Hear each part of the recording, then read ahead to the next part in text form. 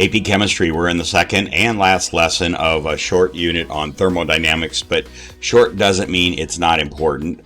And they will definitely ask you some questions on this, probably concept questions more than anything else. All right, so let's get going on this. Okay, so we're going to take a few slides and try to intuitively understand this equation, the free energy equation. It is the only equation, I take that back. There's a few others, but it is the central equation to this unit. And so it says the change in G, free energy, equals the change in enthalpy, that's the heat going into or out of the reaction, minus the temperature times the change in entropy. How much the disorder of the reaction is increasing, that's a positive delta S, or how much the disorder is decreasing, in other words, it's becoming more orderly, that would be a negative delta S. So let's kind of look at some combinations of this. So, nature spontaneously wants disorder. And that is for entropy to increase, positive delta S. That's the natural way that a delta S should change. It should become positive. This means that the term negative T delta S will be more negative as delta S becomes more positive. And let's kind of jump over to G there. You want G to be a negative number if you want the reaction to be spontaneous, natural from left to right. So if delta S is positive, negative T times delta S will be negative, and that's what you want if you want the reaction to proceed spontaneously from reactants over to products, left to right. That would make delta G negative. Okay, now when we look at enthalpy, nature spontaneously wants a reaction to release heat energy and move enthalpy to a lower level. That would be negative delta H. And of course, obviously, if that's true, then delta G becomes more negative if delta H is more negative, and that's natural, that's spontaneous. So again, you want delta G to be negative. Again, you want free energy just as enthalpy, you want it to be negative. You want it to be releasing from the overall reaction. All right, so these two effects will contribute to free energy being negative. That's negative delta G. So let's go back to our ice melting, water freezing example. It's the best one to think of when you're trying to understand this equation. So when ice melts to liquid water, so we're going to look at that situation. When ice melts to liquid water, the disorder of the water molecules increases. They go from being very rigid and very fixed positions to flowing all over the place. That would be a positive delta S. So this contributes to a spontaneous reaction. Nature naturally wants things to become more disorderly. When ice melts, heat enters the ice cube. You have to put heat into the ice cube to get the ice to melt.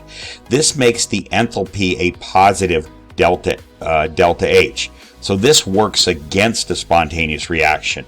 Naturally, reactions don't want to go from lower to higher energy. They don't want to increase the delta H. That would be endothermic. That's not natural. So now you have enthalpy and entropy in conflict with each other. The entropy wants to go in the natural direction. The enthalpy wants to go in the unnatural or non-spontaneous direction. So you need a tiebreaker. Somebody needs to come in and break that tie as to who's going to predominate that reaction or that particular process. And that would be the temperature. Okay, so if T is high enough to make the term negative T times delta S more negative than the positive delta H term is positive, so you have a larger negative number than positive number, then delta G will be negative and the reaction will proceed. And that comports with your common sense, which is at a higher temperature, ice will melt to water. Okay, so let's read that again. If T is high enough, it's a big enough number to make the term negative T times the positive delta S number you have up there. So those two multiplied together will be a negative number.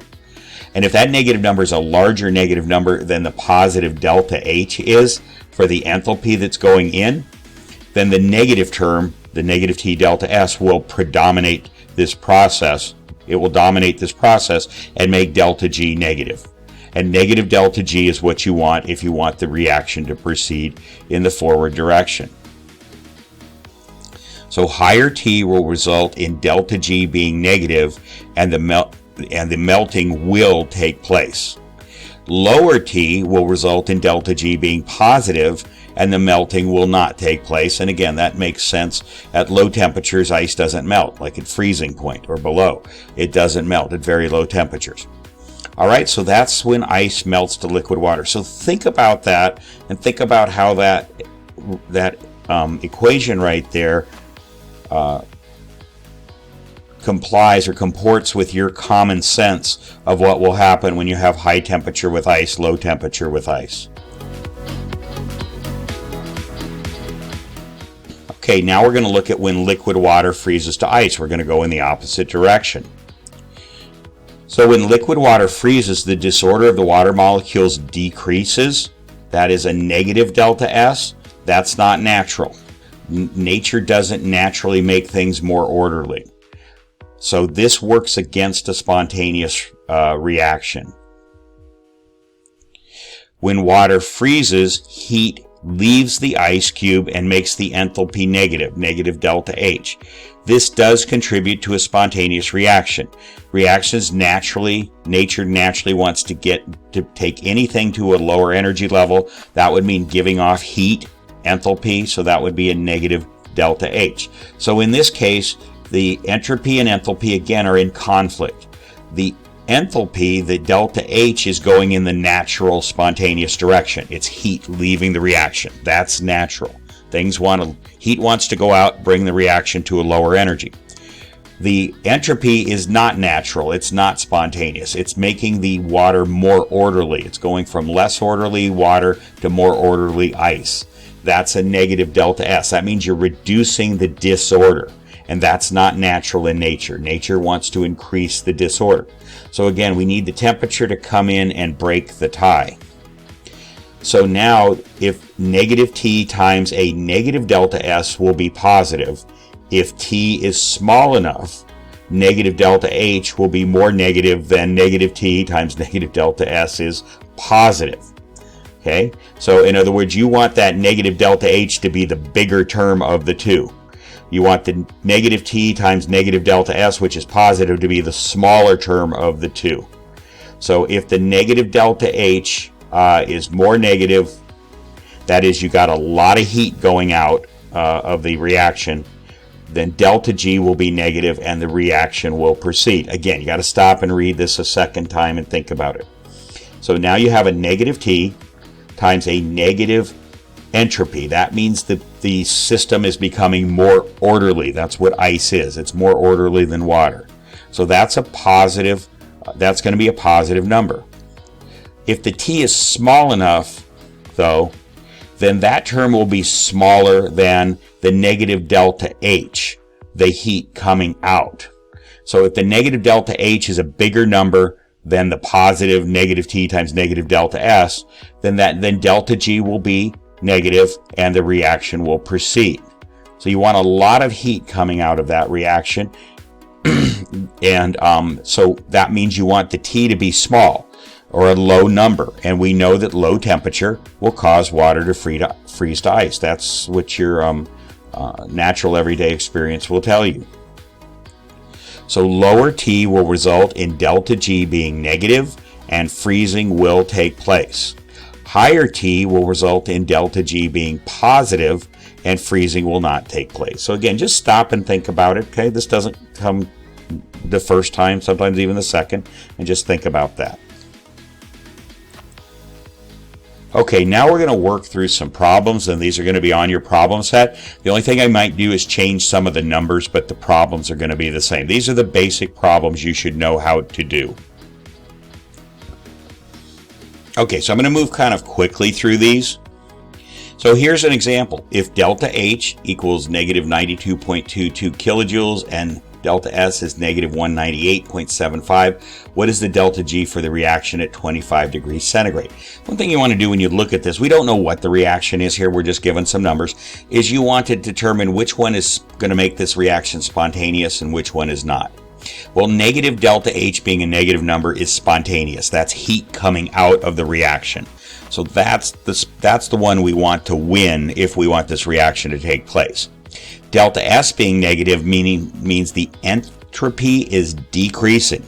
That means the reaction is becoming more orderly. You're reducing the disorder, making it more orderly. That's not natural. Just remember, nature wants disorder. It sounds kind of sad, but nature wants disorder. And so if you're reducing the disorder by making that a negative 198, then that's not spontaneous. So the tiebreaker is going to be the 25 degrees. So you got to first convert to Kelvin. Always do that.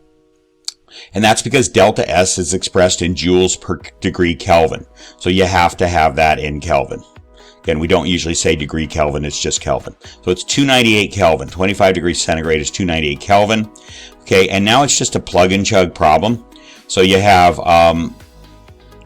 we're going to convert to kilojoules, and you generally do that. So you have the negative 198 kilojoules, but generally you express these answers. You generally express these answers in kilojoules. I'm sorry, you have the negative 198 joules. You generally express these answers in kilojoules. So there we go, 1 kilojoule per 1,000 joules. Again, this is one of those kind of conversions. Anything with a kilo in it, you should learn to do in your head just by sliding the decimal place over to the left, okay? All right, cancel joules, you get that kilojoules, so it's negative 92.92. Yeah, I should have pointed that out when I was reading the problem. The enthalpy delta H is expressed in kilojoules, and the delta S is expressed in joules. So you have to convert one to the other. It almost doesn't matter which way you go, but you have to be sure they're both in either kilojoules or they're both in joules.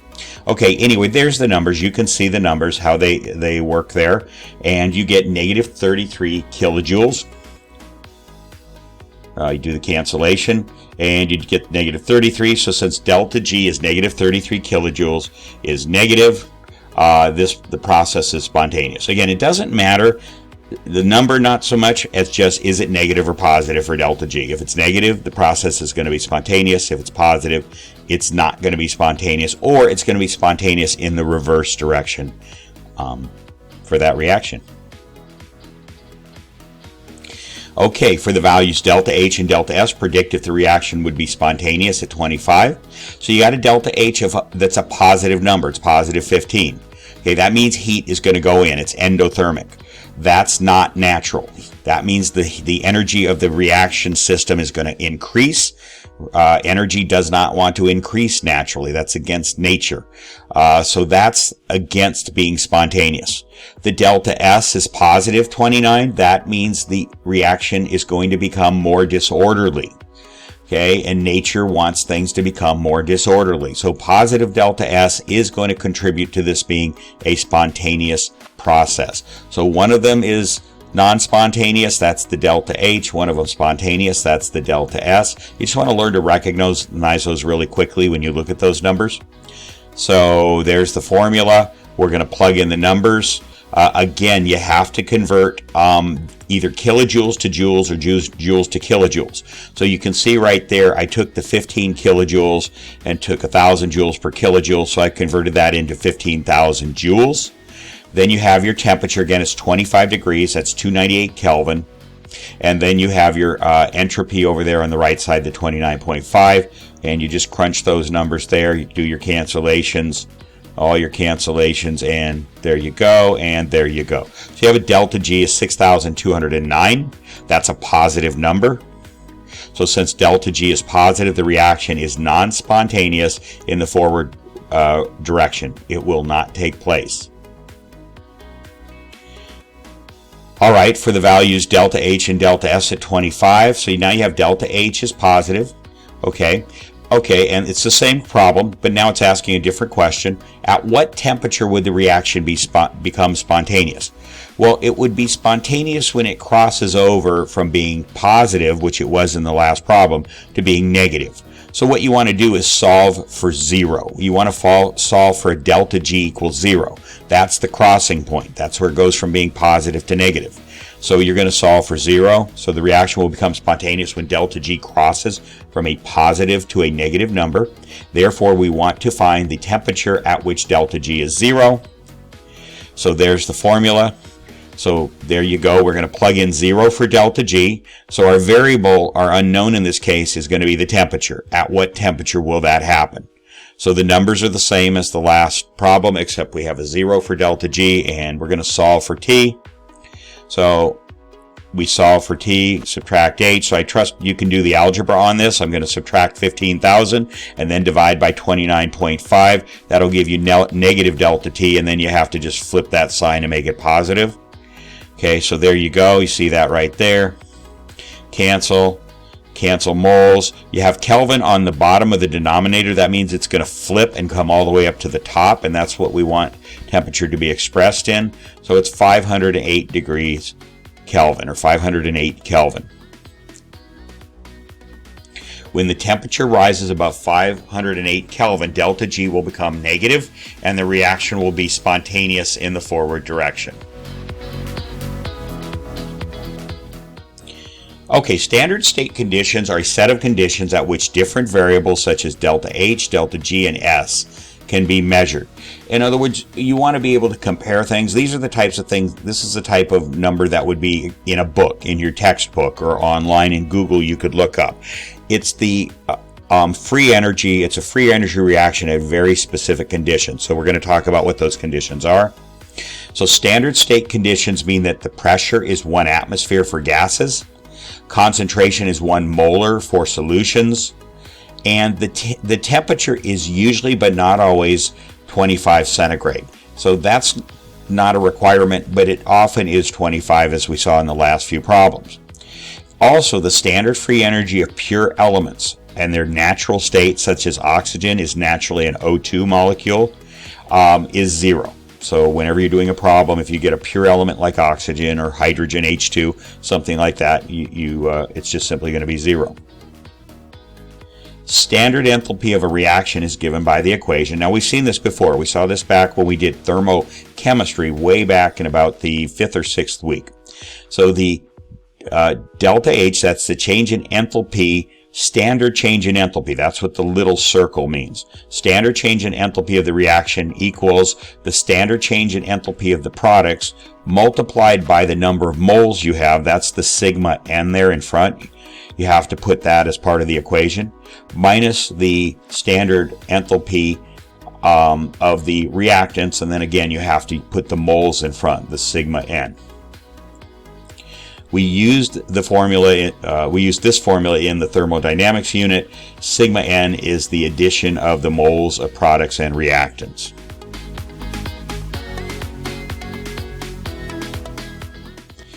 So standard state conditions are a set of conditions at which different variables such as delta H, delta G, and S can be measured. So we just saw what they were. So standard state conditions mean that pressure is 1 atmosphere for gases, concentration is 1 molar for solutions, and usually but not always the temperature is 25 degrees centigrade. That's roughly room temperature.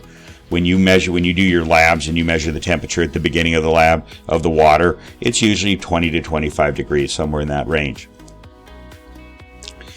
Okay, so now the standard entropy of reaction is given by the equation, and it's not delta S this time, it's just entropy. It's an absolute number. Entropy is an absolute number. So anyway, that's why it's not delta S. So it's the entropy of standard entropy of reaction equals standard entropy of the products minus standard entropy of the reactants. S is referenced to absolute 0. This means that S equals 0 when temperature equals 0 K. For this reason, substances have a definite value of S. We do not need to speak only of change in S as we do with delta H or delta G. So it is an absolute value, an absolute number. Okay, there we go. We see that again and that again. Okay, standard free energy of reaction is given by this equation. It's the change in the standard free energy. The change in standard free energy of the reaction is the change in standard free energy of the products and minus change in standard free energy of the reactants. There you go. Same as the delta H equation. Standard state free energy is calculated the same way as enthalpy. Standard free energy is the free energy at a pressure of 1 atmosphere if reactants are gases and 1 molar if reactants are in solution. These are standard state conditions. The symbol for standard free energy is delta G, this is actually change in standard free energy, delta G with the little circle up there. The purpose of the standard state conditions is to give the values of delta H, standard entropy, and standard delta G at the same pressures or concentrations so that one reaction can be compared to another. That's the whole purpose of it. The equation for a standard state free energy equation is, and there it is. It's the Gibbs free energy equation, but with the little circles there, okay? And those are standard state conditions.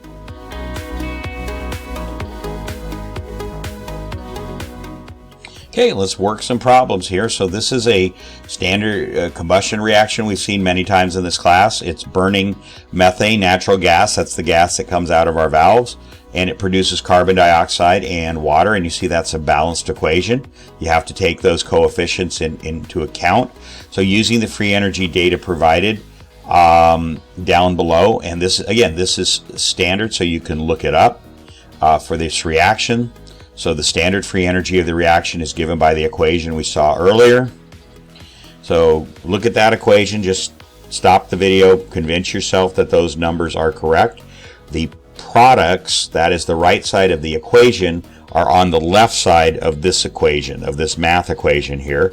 So it's products minus reactants. I put those in big square brackets, and then you subtract the products minus the reactants there. Notice that the coefficients in front of each of the products and reactants, the two in front of the oxygen and the water, are down there in that equation, and that the standard free energy for the water, or for the O2, the oxygen, is 0, way over there on the right. So it's just a number crunching exercise, and what you get is the delta G of that reaction is negative 818 kilojoules per mole. So the delta G of the reaction, standard delta G of the reaction, is negative, so the reaction is spontaneous at standard conditions. Okay, this is using Hess's law. This is the one that's, you're going to have to rewrite the equations. You try to create that target equation up top using equations 1, 2, and 3 down below, if you remember that from about 2 or 3 months back. And so here we go. And the rules are the same here. So if you reverse the equation, you put the right side on the left side and the left on the right, you change the sign on the delta G. If you multiply through by a factor like 2, let's say you multiplied equation number 1 by 2, then that negative 50.5 would be 2 times negative 50.5. And then at the end, when you're just about to wrap it up, you can add similar compounds on the same side of the arrow, or subtract them if they're on opposite sides of the arrow. So this will be a good review of Hess's law. Okay, so there we go. So the first one, what you want to do in these problems is try to find an element or compound that appears only once in all of those reactions, equations 1, 2, or 3. And the one that we see is CH4. CH4 only appears in equation 1. And if we look at our target, it appears on the left side of the target. It's on the right side of equation 1, on the left side of the target. Both of them have coefficients of 1, so you don't need to multiply through by anything, but what you're going to do is reverse this equation and put the CH4 over on the left side. And that means that the negative 50.5 kilojoules is going to change to a positive 50.5 kilojoules. You're going to change that sign. Okay, what do you want to do next? Well, let's just go in order here. We have CCl4 that only appears in equation 2, and it also appears up on the target, and it appears on the right side of equation 2, and on the right side of the target, the coefficients are the same, so you don't want to change that one. So we're going to leave that one alone, and no change, and the delta G stays at negative 62.3. Finally, the last one, we have HCl. You have 2 moles in equation 3. You have 4 moles in the target. So you're going to have to multiply equation 3 by 2. So that'll give you 4 moles of HCl in equation 3. That means you're going to multiply the standard delta G over there by 2 as well. So let's do that. There you go. Okay. So now we're ready. We've done everything we need to do for these equations. Now we're going to add them up. We're going to cancel what we need to cancel. Okay, and I just did that all at one time. So let's just go through that. The 2H2 on the right of equation 1A cancels with the 2H2 on the left of equation 3A. Those are gone. The C on the right of equation 1A cancels with the C on the left side of the arrow on equation 2A. So those cancel. Those are gone. The CH4, there's only one CH4, so it appears on the left side. There's only one CCl4 on the right side. There's 4 HCl on the right side. And there's 2 of the 2 Cl2s on the left side of the arrow. So you're going to add those together to get 4 Cl2. And that will give you the target equation up above. So now that you've done that, you're ready to add your standard change in free energy over there on the right. What's in red way over there on the right. And if you do that, you end up with negative 142.4 kilojoules, and that is going to be a spontaneous reaction. This reaction will be spontaneous because delta G, standard delta G, is negative. Okay, the free energy of a reaction can be computed from the equilibrium constant using the following formula. And we're not going to get into deriving this formula. It's just something to know. And we're going to check next week and see if this is on your formula sheet for the AP exam. If it's not, they wouldn't expect you to know it, but let's just assume it is. Let's just assume it is. Okay, so K is the equilibrium constant for the reaction. Use Kp for gases and Kc for solutions. So this is going back to the equilibrium unit. So R is the gas constant. Remember, there's 2 of them. The one you use with PV equals nRT is negative 0.0821 mole Kelvin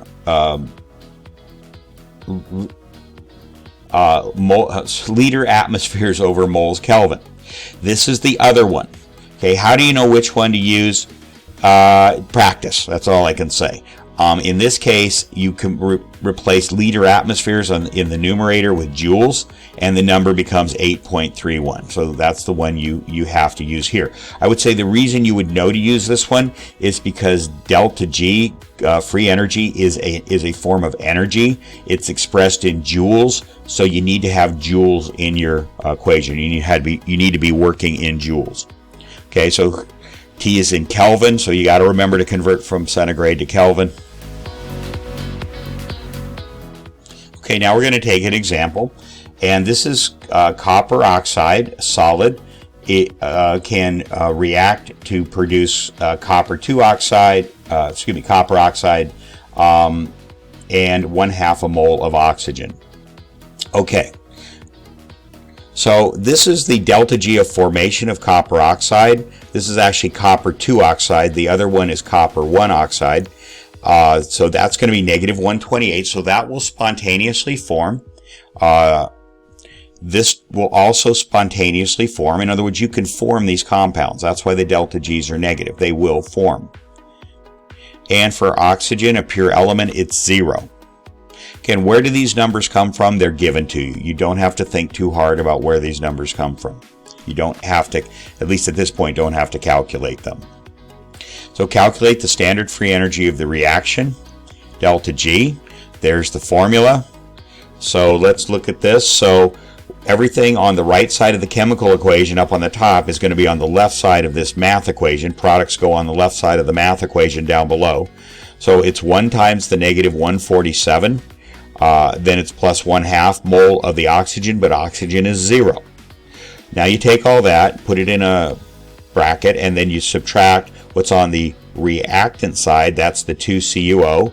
That's 2 moles of negative 128.3. And again, it's just number crunching. You get delta G of the reaction is positive 108.7 kilojoules. So at standard state, the pressure of O2 is 1 atmosphere. Since delta G is greater than 0, the reaction is spontaneous in the reverse direction. So in other words, you're not going to get that CuO to decompose into Cu2O and 1/2 mole of O2. It's going to go in the opposite direction. You're going to get the Cu2O and the 1/2 mole of O2 to combine, to synthesize, and form the CuO.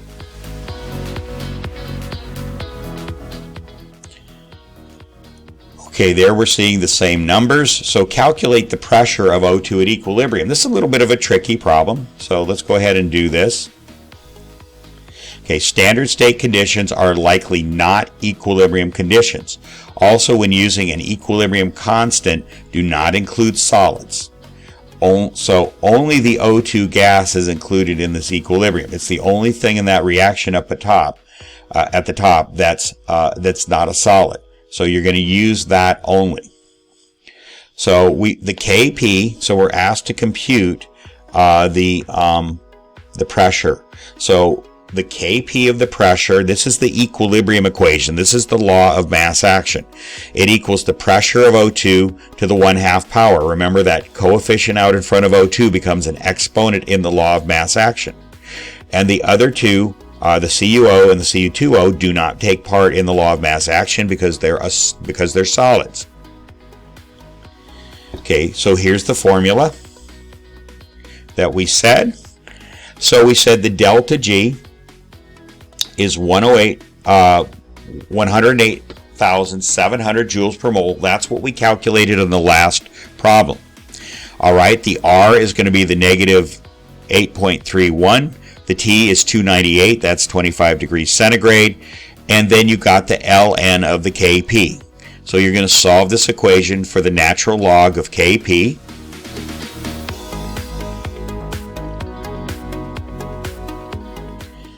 Okay, there's the equation again, just rewrote what was on the previous slide. And if you do the math on that, you take 108,700, divide by negative 8.31, and divide by 298, you get negative 43.9 as the natural log of Kp. So now you got to remember your log principles. How do you get that Kp out of that natural log? You do this. You raise both sides to make them exponents of E. And E raised to the ln power they're going to inverse each other, and you're simply going to end up with Kp on the right side. E raised to the negative 43.9, you do that on your calculator. So what you'll end up with is Kp equals 8.6 times 10 to the negative 20th, really tiny number. Now we go back to the equation that was on the previous slide. That's Kp equals PO2 to the 1/2. We're going to square both of those because we're trying to figure out PO2. That's what it asked us for, the pressure of the oxygen. So you're going to square both sides. So the 1/2 exponent and the 2 exponent on the right side inverse each other. You end up with PO2 equals 8.6 times 10 to the negative 20th squared, which is 7.4 times 10 to the negative 39th atmospheres. I mean, that's an incredibly small pressure. I don't think anybody could ever measure that. Okay, so you get very little pressure of the oxygen.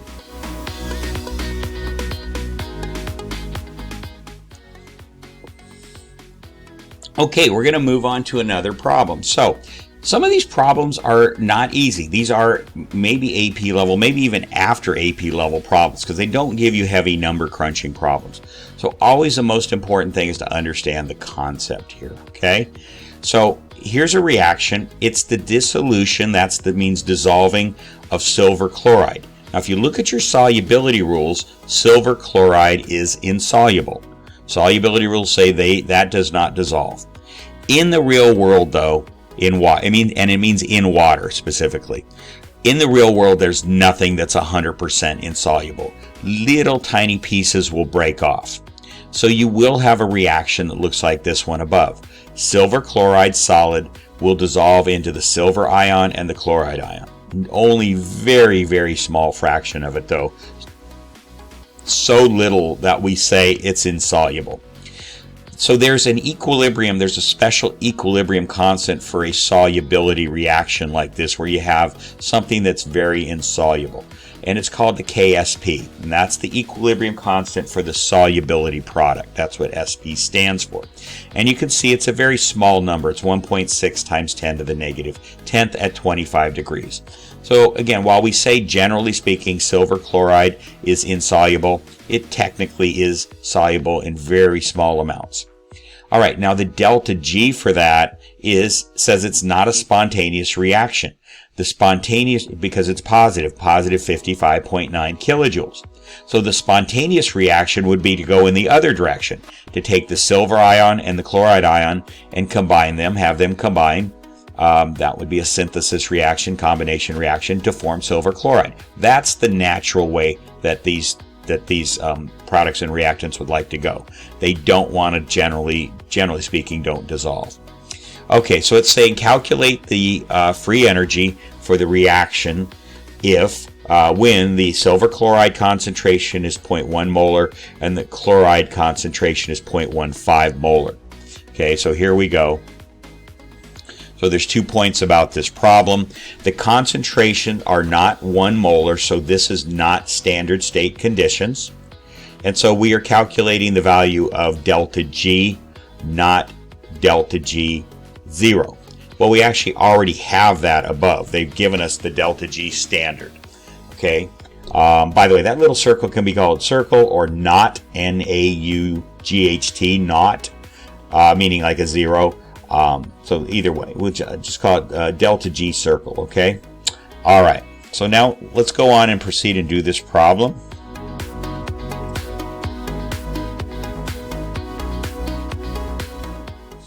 All right, so there's the same information. So since the equation is not in equilibrium, write the law of mass action using the reaction quotient Q. So it's a chance to write a equilibrium constant that's not an acid. Okay, so Q equals Ag plus times Cl minus. It's what's over on the product side in the reaction up at the very top. It's the product side. You multiply those. They both have coefficients of 1, so you don't need to have any exponents. Now the AgCl over on the left side, on the reactant side, is a solid, so you do not include solids or pure liquids in law of mass action.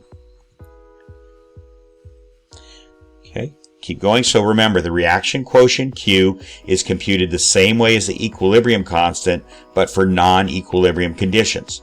So if Q is greater than K, the equilibrium constant, that means the reaction will favor reactants. It will run in reverse. It wants to move backwards or get smaller to become the same as K. If Q is less than K, that means that there's too many reactants and too few products. So that means the reaction favors products. It wants to run forward to get the Q value up to K. And if Q equals K, it means the reaction is in equilibrium.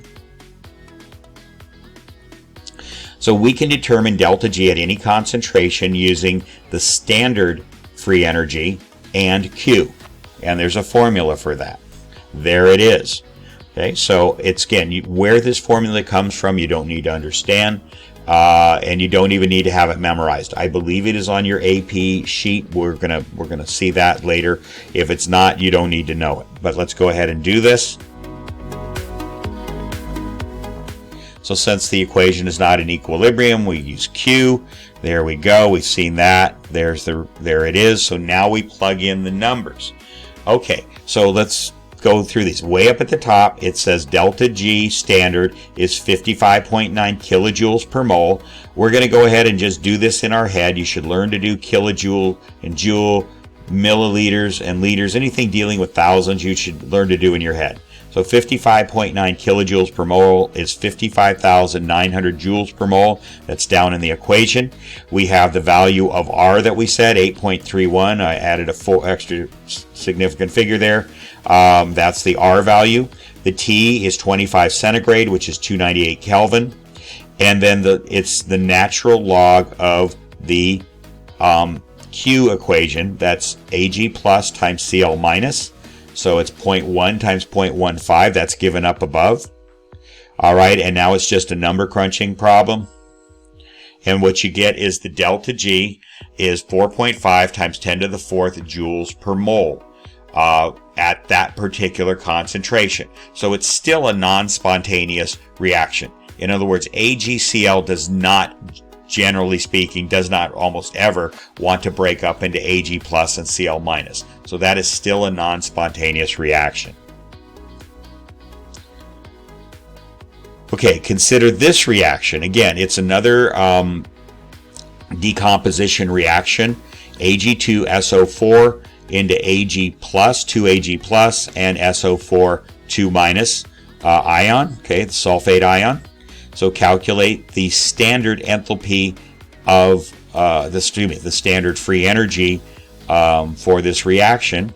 And now you're given a solubility product. Again, that's simply a ratio of the products of that reaction that will dissolve. That's the right side of the reaction over the reactant. That's the Ag2SO4. Again, solubility products are almost always very, very tiny because you use them in relation to things that generally don't dissolve. Now, this is not a really tiny number, this KSP, but generally that's when you use solubility products for things that are considered insoluble, but in the real world, they actually do dissolve a little bit. So KSP is the solubility product. The solubility product is the equilibrium constant used to determine how much of a solid will dissolve. So there's the formula for the standard free energy right there. It's negative RT ln KSP. So you're going to plug in your numbers, and including the KSP there. Just confirm that you understand that those numbers go into the equation in that way. And you end up with the standard free energy is going to be 27.7 kilojoules per mole. Again, the first thing you want to say is that positive or negative? It's positive. That means that dissolution, that decomposition reaction really doesn't want to take place. Almost none of that Ag2SO4 is going to break up, but a little bit will. Okay, now we're going to calculate the free energy, change of free energy at 25 degrees based on this information. And is the reaction spontaneous? Okay, so let's go ahead and do this. So first calculate the enthalpy of formation using the equation delta H for pure, and delta H for pure substances is 0. So the delta H of the reaction, standard delta H of the reaction, products, reactants, you've seen that formula before. You plug in the numbers. So let's be sure we understand it. So the COCl2 is the negative 219.1. We're doing delta H now, not delta G, but we're doing delta H. And so we've done this before, way back in thermal chemistry we did this. All right, and then on the reactant side, the left side, the CO is negative 110. And it has everything here has a coefficient of 1. And then, of course, the Cl2 is a pure element. Cl2 is a gas, is a natural form of chlorine gas. It's Cl2, and it is a pure element, so it's 0. So you end up with negative 108.6 kilojoules per mole. Now, this is delta H. It's not delta G. What this is saying is that this is an exothermic reaction. The negative 108.6 kilojoules per mole means it's going to give off that much heat for every mole. So it's an exothermic reaction. Okay, now, second, calculate the entropy of the reactions using the equation. So all substances, including pure substances, have entropy. Again, entropy is reference to absolute 0. So the entropy of any substance at 0 Kelvin is 0. So everything has an entropy. Okay, so we're going to set up that equation. There's the equation. Okay, so just convince yourself that that's correct. The products are the 283.5, that's the COCl2, that goes first, minus everything on the reactant side, 197 plus 223.1. You add those together and then you subtract that from 283, and you end up with negative 137.3 joules per mole Kelvin. So that's a negative change in, that's the change in entropy of this reaction, and that means the reaction is becoming more orderly, and that's not natural. Entropies don't want to be negative. Nature wants things to become more disorderly. That means the entropy becomes more positive. Okay, you always got to keep that one straight. All right, here we go. So what we have is we have the enthalpy, delta H, is doing what a reaction should naturally do. It's coming out of the reaction. It's exothermic. That's natural. That's what nature wants. Go to lower energy. But the entropy is not natural. That means the reaction is becoming more orderly. And you can see that up above. You're putting CO and Cl2 together to form a new, more complex compound. That's more orderly as you go from left to right.